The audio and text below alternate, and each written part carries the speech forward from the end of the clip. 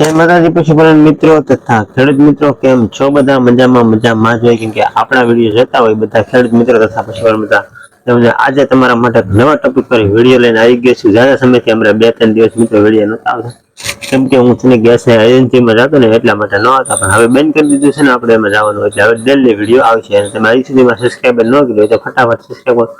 આજનો ટોપિક એવો છે મિત્રો કે આપણી ભેંસ વિયાણા પહેલા હાથી જેવી હોય અને વિયાણા પછી પાડી જેવી થઈ જાય છે, તો એનું કારણ શું હોય? તો આ વિડીયોમાં તમને આને લગતું નોલેજ મળશે અને અંત સુધી વિડીયો જશે.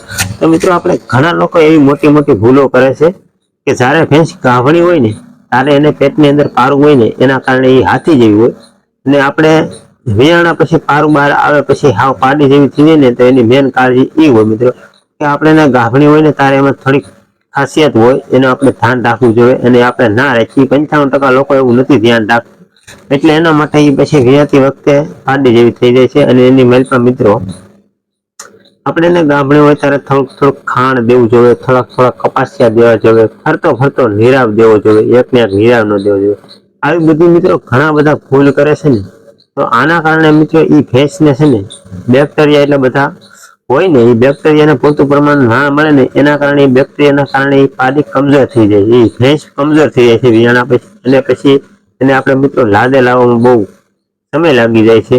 ને એમાં મિત્રો બહુ એવી મોટી ભૂલ હોય ને તો અમુક ફેલ પછી દૂધ પણ નથી કરતી, દૂધમાંથી હાવ વયું જાય છે. આવું પણ ઘણા બધા પ્રોબ્લેમ હોય છે, બધું મિત્રોને સોલ્વ દેવું. એટલે એને ગાભણી હોય ને મિત્રો તારે એને ખાસ કાળજી રાખવી જોઈએ. જેમ કેમ કે આપણે દૂધણી હોય ને દોવા દેતી હોય ને આપણે કેમ એને ખરમશો રાખીએ છીએ કે આ ભેંસ તો દોવા દે છે તો હાલો આને નીરીએ નકર નહીં દોવા દે, આને પાઈ નકર નહીં પાવા દે. આવી બધી આપણે ઘણી બધી કાળજી રાખીએ છીએ મિત્રો. તો એવી જ રીતે એને ગાભણી હોય એવી આપણે કાળજી રાખવી જોઈએ કે આ ભેંસ આપણી દોવા દે છે, એવી રીતે માનીને કાળજી રાખવી જોઈએ. અને પછી ગોળનું પાણી પાવું જોઈએ ટાઢું. ગોળ તમે એમ વસ્તુ છે કે ગરમ નહીં મિત્રો, પાણીમાં પાવ ને એટલે ગોળ ટાઢો હોય. ગરમ તો તમે લોકો ખવડાવો ને તો ગરમમાં ગણતરી થાય, બાકી તો ગોળ ટાઢો આવે છે. એટલે એને મિત્રો મહિને 1.5 મહિને અને ટાઢું ગોળનું પાણી પાવું જોઈએ. એટલે આને અંદરથી મિત્રો ભેંસને ગરમી હોય ને તો ગરમી પણ ના ચડે, અને વ્યસ ટાણે એને કોઈ જાતને પ્રોબ્લેમ ના આવે અને આરામથી સિમ્પલ મિત્રો વ્યાઈ જાય. અને નકર અમુક ભેંસોને આપણે છે ને ગાભણી હોય ને ત્યારે અમુક ટાઈમે એને આપણે ભૂખી રાખતા હોય છે, અમુક ટાણે એવું બધું ઘણા બધું ચિત્રો મેં જોયું છે, એવી જગ્યા બને છે ને તો એની ભેંસ વ્યાતી ટાણે બહુ મુશ્કેલી પડે છે અને એ ભેંસને બહુ તકલીફ પડે છે, દુઃખના સમાચાર કહીને તો એવું થાય છે.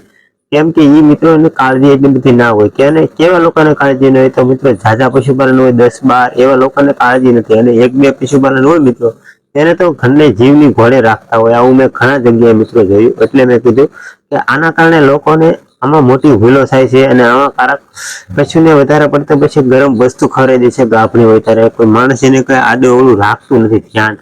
કેમ કે મિત્રો આપણા બાળકોને રાખી એવી જ રીતે અબોલ જીવો જ ગણાય પ્રાણી, તો આને આપણે મિત્રો આપણે જીવની ઘોડે સાચવવા જોઈએ. મારી ફરજ એવી કે આપણે મિત્રો દૂધ આપે છે, ગાય છે કે ભેંસ છે તે આપણને દૂધ આપે છે, એના પારુને મિત્રો ભૂખા રાખીને આપણા છોકરાને પેટ ભરે છે, અને તે આપણે એની કદર નથી કરતા. ઘણા લોકો મિત્રો એવા છે કે ગાયોને રખડતી મેકી દે છે, અને ભેંસને આજ સુધીમાં મિત્રો એવો બન્યો થાય કે ભેંસથી રખડતી મેકી દીધી નહીં. કેમ કે મિત્રો ભેંસ વસ્તુ એવું છે, આમ ગણી તો મિત્રો ભેંસ રાક્ષસ છે એક, ગાય છે એ કૃષ્ણની છે, એટલે કે ગાય માતા છે. અને માતા અત્યારે રખડે છે અને રાક્ષસ અત્યારે ઘરે બાંધેલો રહે છે, અને રાક્ષસના પૈસા આવે છે એટલે બધા લોકો ભેંસને કોઈ દિવસ છૂટી નહીં મેકે મિત્રો, તમને ખબર જ છે.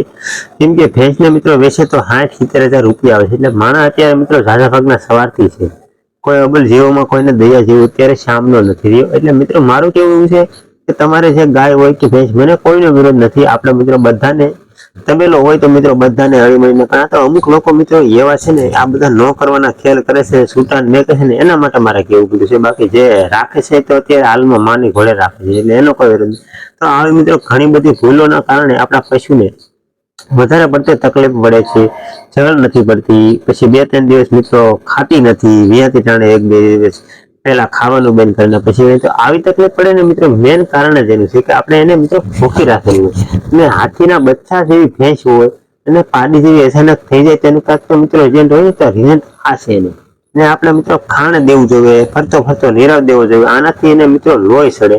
એટલે જો આપણે મિત્રો એને ગાભણી હોય ત્યારે આવું બધું નોખું ખડ ને એવું ના ખવડાવી તો એને લોહી ક્યાંથી સડવાનું છે, અને પછી વ્યાજ પછી એને લોહી તો રહેવાનું નથી. તો મિત્રો એ પછી તમે એને કહો તો એ કઈ રીતે તમારું ભેગું છે, એવું બધું હોય મિત્રો. એટલે મારું કેવું એ છે કે તમે આને ગાભણી હોય ત્યારે ખરમશો કરો. બસ આજનો વિડીયો મિત્રો મારે બહુ મોટો નથી બનાવવો, કેમ કે તમે સપોર્ટ સારો એવો કરો છો તો આપણે નાના નાના વિડીયો પછી આગળ તમે સપોર્ટ કરશો એ પ્રમાણે બનાવીશું. તો આશા કરું છું કે બધાને ગમ્યો હોય તો મારા ભાઈઓ બહેનો એક લાઈક શેર સબસ્ક્રાઇબ કરવાનું ના ભૂલતા. મળશું આવા નવા બીજા વિડીયો નવા ટોપિક સાથે. બધાને જય માતાજી, બાય બાય.